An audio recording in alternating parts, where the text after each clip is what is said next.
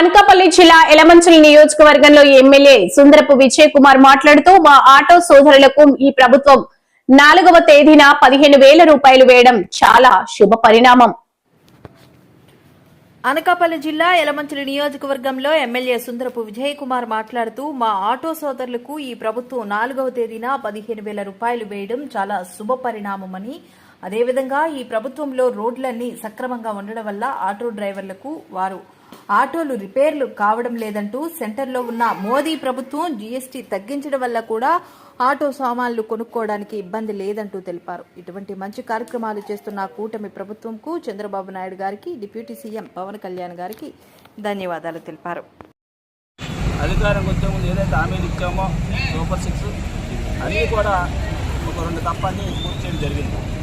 ఇవాళ నారా చంద్రబాబు నాయుడు మా రాష్ట్ర ముఖ్యమంత్రి నారా చంద్రబాబు నాయుడు నాయకత్వంలో, పవన్ గారి నాయకత్వంలో, మోడీ గారి నాయకత్వంలో ఈ రాష్ట్రాన్ని అభివృద్ధి చేయాలనే ఉద్దేశంతో, పేదవాడు ప్రతి ఒక్కరు కూడా బతకాలనే ఉద్దేశంతో ఈ కార్యక్రమాలన్నీ చేయడం జరిగింది. త్వరలో ఆడపతి నిధి కానీ అదేవిధంగా నిరుద్యోగ వృత్తి కూడా త్వరలో అమలు చేస్తాం.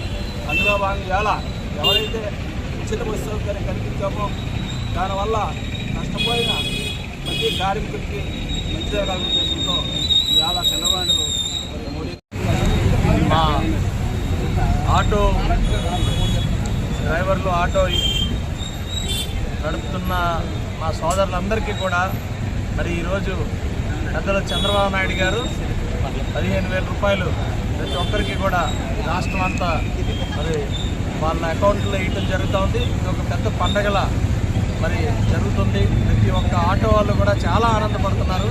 ఎందుకంటే ఈ కూటమి వచ్చిన తర్వాత ప్రతి రోడ్ని కూడా మేము రోడ్లన్నీ కూడా బాగు చేసాం.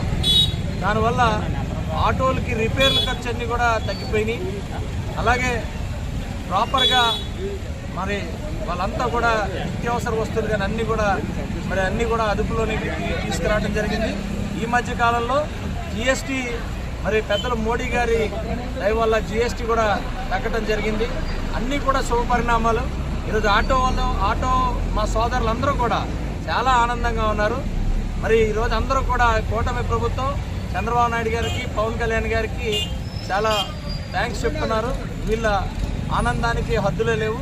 మరి ఎట్టి పరిస్థితుల్లో అందరినీ కూడా మరి ఆర్థికంగా బలోపేతం చేసుకుంటూ మంచి కార్యక్రమాలు వాళ్ళకి కూడా చేస్తామని చెప్పి తెలియజేస్తూ అందరికీ కూడా ధన్యవాదాలు తెలియజేస్తూ పెద్దలు చంద్రబాబు నాయుడు గారికి, పవన్ కళ్యాణ్ గారికి, మోడీ గారికి కూడా ధన్యవాదాలు తెలియజేస్తున్నాను. జై హింద్.